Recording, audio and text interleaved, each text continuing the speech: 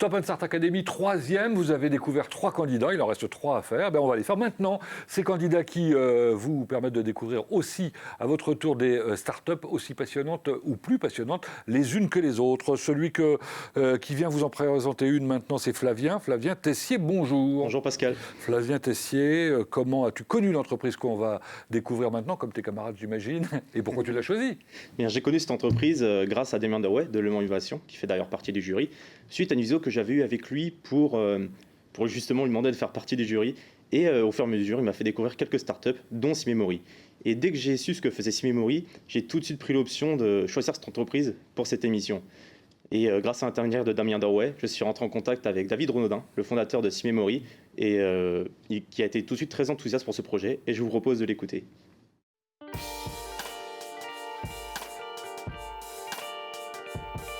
Simemory, ça veut dire citoyen international de la mémoire. Les gens vont pouvoir transmettre leur savoir, leur généalogie et leur biographie à leurs descendants à travers le temps.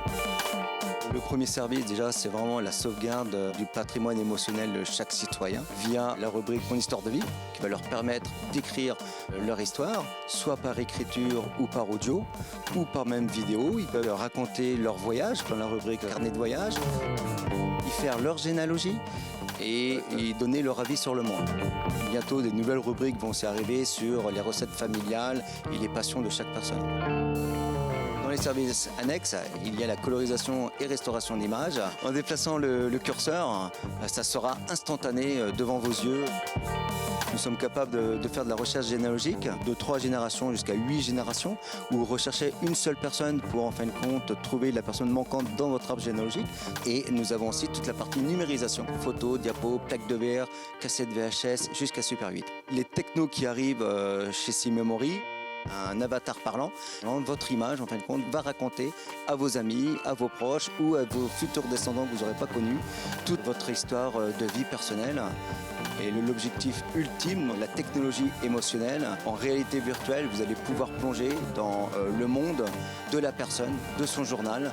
Et demain, la création d'un hologramme qui va raconter sa propre histoire. Et nous travaillons des projets en interne qui vont permettre d'intégrer dans une pierre de quartz, en fin de compte, les données par laser qui, elles, vivront jusqu'à 500 000 ans et ne fondront à une température de 7000 degrés.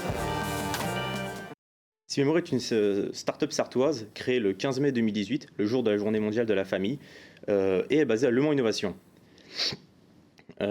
En 2020, elle a été nominée pour le concours RMC PME et finaliste de la Silver Economy. Cela a été possible car elle propose un concept unique dans le monde, notamment avec les technologies que l'on a pu voir, comme la colorisation et la restauration d'images. Pour mieux la connaître, je vais approfondir ses projets futurs, vous rappeler ce qu'elle fait, mais aussi vous expliquer comment et où accéder à ses services. Donc Simemory va vous permettre d'écrire votre histoire grâce à des photos, des vidéos et vos ressentis, et ce, à toutes les périodes de votre vie. Vous allez pouvoir raconter vos voyages, construire votre arbre généalogique et donner votre avis sur le monde, ce qui peut être très important pendant cette période compliquée pour extérioriser et transmettre votre avis, votre ressenti aux générations futures. Un des grands buts de Simemory est de transformer toute cette technologie en souvenirs matériels. Et cela sera possible grâce à des projets fous d'innovation, comme l'a dit David Renaudin. L'objectif est qu'avec son ordinateur, nous soyons plongés dans la vie de la personne que nous regardons. Par exemple, d'ici 18 mois, Simemory va mettre en place ce concept ville et village. Grâce à un casque de réalité virtuelle, vous allez pouvoir vous promener dans la vie de la personne grâce à des vidéos ou la généalogie. Vous allez voir sa vie, donc sa ville, son métier ou ses anecdotes. Vous allez vraiment pouvoir ressentir ce que vivait cette personne à son époque. Autre projet fou, d'ici 6 ans, vous allez pouvoir vous enregistrer grâce à un boîtier, votre hologramme, et votre hologramme va ressortir avec votre voix d'origine. Votre souvenir, votre image survivra éternellement. C'est comme si vous pouviez voir ou rencontrer votre arrière-grand-père. Tout ceci rentre dans le programme de la techno-émotion. Ressentir les sentiments et les souvenirs des personnes de votre famille, c'est là l'objectif. Simemory est également fait pour tous et toutes les générations. En effet, elle commercialise, en plus de son service internet, des box qui contiennent des explications sur le fonctionnement de Simemory et un code d'activation unique. Ce qui représente pour moi l'un des meilleurs cadeaux que l'on puisse offrir, notamment à ses parents ou ses grands-parents. Elles sont commercialisées dans 30 Cultura et prochainement à la Fnac. Une chose importante pour cette start-up, les prix sont abordables pour tous et accessibles pour tout le monde. En effet, 2 gigas de stockage ne coûtent que 50 euros. Et vous pouvez stocker en moyenne 800 photos, votre texte, vos audios et vos vidéos selon le poids de vos fichiers. Et vous pouvez en rajouter quand vous voulez. Et maintenant, c'est l'heure de la question de Cédric Menuet, qui est au jury. Oui, merci Flavien pour cette présentation de SeaMemory. J'ai une question relative à la protection des données. C'est un sujet qui est énormément d'actualité ces derniers temps. SeaMemory est un réseau social avec beaucoup de fonctions. Que deviennent les données ? Est-ce que l'entreprise les commercialise ? Quelle protection accorde-t-elle à ses clients à ce niveau-là ? Alors, l'entreprise ne vend aucune donnée à un quelconque tiers. Elles sont conservées dans 2 endroits différents en France. Et les données sont conservées sur des disques faits pour survivre à un gros blackout, ce qui n'arrivera sûrement pas. Et elles seront conservées éternellement et à vie, au-delà même de votre vie. C'est là le but de SeaMemory. Bravo et merci surtout Flavien pour cette présentation. On découvre le candidat numéro 4 maintenant.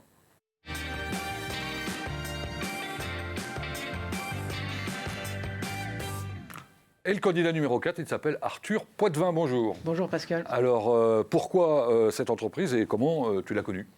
Alors moi j'ai découvert Symbioid sur le site de Le Mans Innovation. Donc leur concept d'allier la technologie et l'aide aux enfants handicapés, ça m'a tout de suite intrigué. Plus le côté d'utiliser des robots qui a amené un côté ludique, c'était pareil, ça m'a tout de suite intrigué. Et donc j'ai rapidement contacté Monsieur Boutier, qui est le cofondateur de l'entreprise et qui a tout de suite été emballé par le projet et que on va maintenant écouter pour présenter son entreprise. Je suis Alexandre Boutier, je suis originaire du Mans. J'ai 33 ans et je suis cofondateur du coup de la société Symbioid. Je me suis spécialisé par passion dans la robotique de service. Moi je suis François Landreau, j'ai 53 ans, je suis originaire de Bressuire dans les Deux-Sèvres et j'ai travaillé pendant 25 ans sur la conception de sites web, de plateformes interactives pour l'éducation ou pour les entreprises. Symbioid, ça a débuté il y a 4 ans maintenant. C'est à rapprocher avec François pour développer une plateforme d'apprentissage en ligne autour de la robotique de service pour venir en aide aux enfants autistes.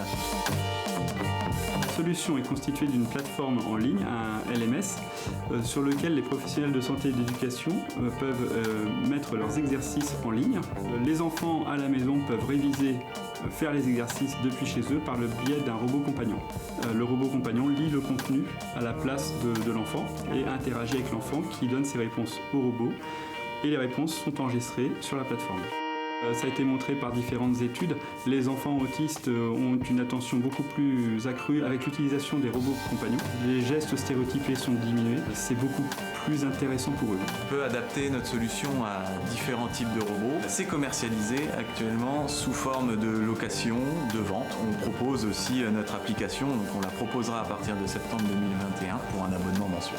L'ambition de Symbioid, c'est de pouvoir démocratiser et un peu évangéliser le monde de la robotique, de pouvoir donner l'accès à tous ces robots de service et de compagnons et puis d'avoir un accès à l'enseignement à distance d'une manière plus ludique. Plus globalement, l'ensemble de la société parle de e-learning aujourd'hui et nous on parle chez Symbioid de air learning.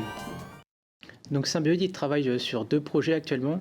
Donc le premier, c'est un logiciel interactif d'aide à l'éducation des enfants handicapés, des enfants autistes, qui est proposé sur Qt Robot. Donc Qt, c'est le petit robot humanoïde blanc qu'on a pu voir pendant la vidéo. Il va être capable de reproduire les expressions du visage, mais de façon plus simplifiée pour que ce soit plus facilement compréhensible pour les enfants autistes. L'application, elle va héberger des exercices créés par des professionnels de la santé et de l'éducation qui vont être spécialement adaptés au robot. Donc pendant les séances d'apprentissage, le robot il va pouvoir interagir avec l'enfant en lui parlant et en lui lisant les exercices. Et l'enfant aura juste à lui répondre, donc soit à l'oral ou soit en appuyant sur l'écran du robot. Donc le concept d'utiliser un robot pour aider les enfants handicapés, c'est vraiment quelque chose de novateur. Il n'y a aucune autre entreprise en France qui propose le même concept. Et il n'y en a que très peu au monde qui ont la même idée, même si on a eu récemment un gros investissement du groupe Asus dans ce domaine. Il y a tout de même des solutions à peu près similaires sur tablette, mais ça reste beaucoup moins efficace que le robot. Puis comme l'a dit Monsieur Landreau dans la vidéo, il y a des études vraiment qui ont prouvé que utiliser un robot, ça permettait d'augmenter la concentration des enfants pendant les séances d'apprentissage de plus de 20%.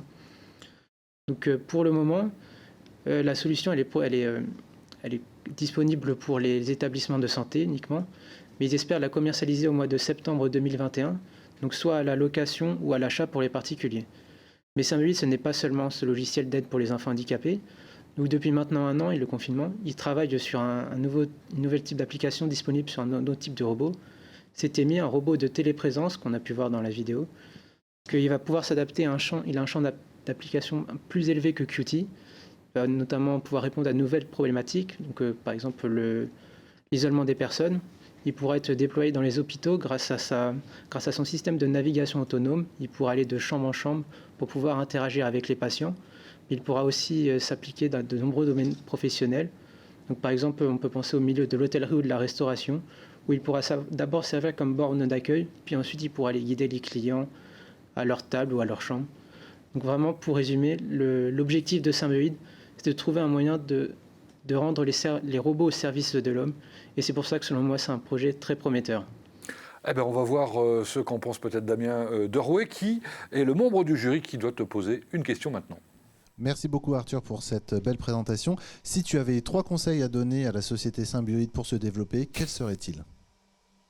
Alors pour moi, je pense qu'il faut pour Qt Robot, il faudrait qu'ils arrivent à vraiment faire un peu plus de publicité dans les établissements spécialisés. Et aussi pour les particuliers, parce que je ne suis pas sûr qu'encore beaucoup de gens soient au courant. Puis concernant Temi, il faut, dans le sens où ce n'est pas encore non plus terminé le projet, mais trouver vraiment un domaine où ce sera vraiment utile, bien particulier. Donc par exemple, j'avais dit l'exemple de la restauration. Merci beaucoup pour cette présentation et félicitations Arthur. On va te laisser retourner un peu plus loin et tu vas être remplacé par le 6e et dernier candidat.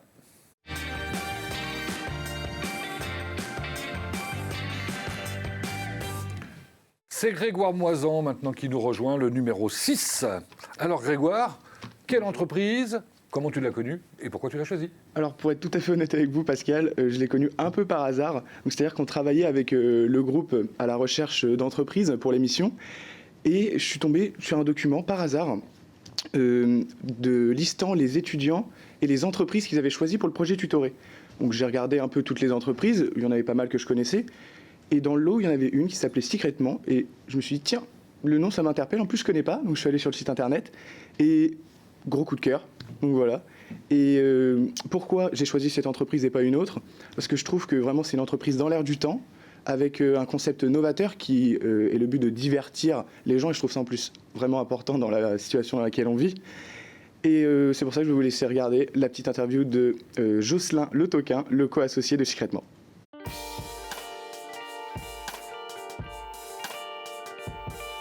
Secrètement, c'est une société de services qui offre la possibilité de faire venir des jeux ludiques chez vous, comprenant l'escape game sur mesure, comprenant la murder party et un jeu de piste en centre-ville du Mans. Les clients sont principalement soit des entreprises ou des magasins, ou des particuliers ou des associations.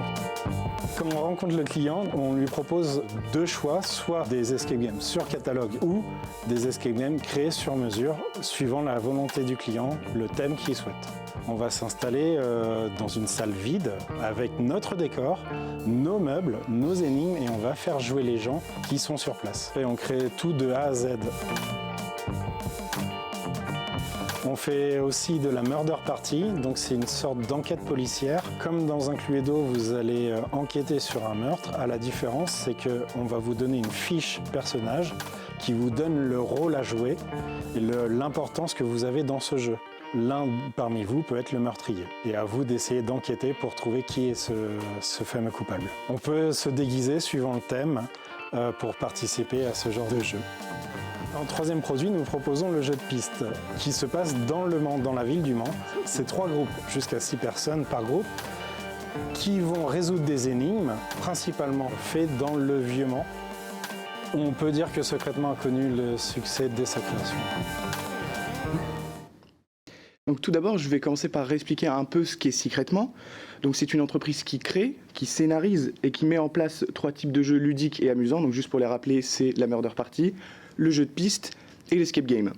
Donc en effet, vous pourrez me dire, de nombreuses entreprises font déjà cette activité en France, mais c'est là où Secrètement est novateur et très fort sur ce point, c'est qu'il se déplace.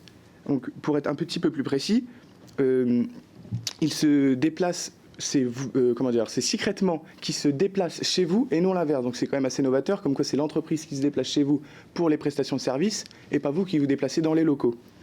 Donc pour ce qui est de la clientèle, on peut dire qu'elle est assez large, donc elle peut très bien traiter avec des entreprises pour un team building par exemple, ou avec des particuliers pour un anniversaire, avec des associations ou des magasins. Donc de plus, tous les jeux de secrètement sont personnalisables à la demande, et ce qui la rend encore plus donc unique. Donc ils ont été aussi, point très important à souligner, qu'ils ont été les premiers en France à développer ce concept de se déplacer et la perception de tout ce qui est personnalisable et sur mesure. Donc ils ont également un catalogue de jeux déjà préconçus qu'ils peuvent proposer aux entreprises et aux particuliers. Donc tout cela dans le but d'une immersion totale dans toutes leurs histoires. Donc pour rester un petit peu plus dans l'actualité, donc c'est vrai que la Covid-19 a quand même beaucoup freiné l'activité de Secrètement, mais ils veulent quand même s'adapter pour continuer qu'on s'amuse. C'est-à-dire qu'ils ont adhéré à une charte concernant les règles sanitaires pour continuer à exercer en présentiel, mais également ils sont en train de travailler et de conceptualiser une méthode pour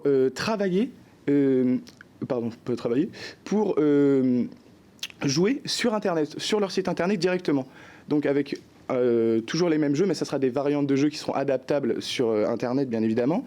Donc c'est vrai que le prix sera très peu coûteux par rapport au présentiel, et on pourra garder à peu près les mêmes temps de jeu que si on était réellement en présentiel.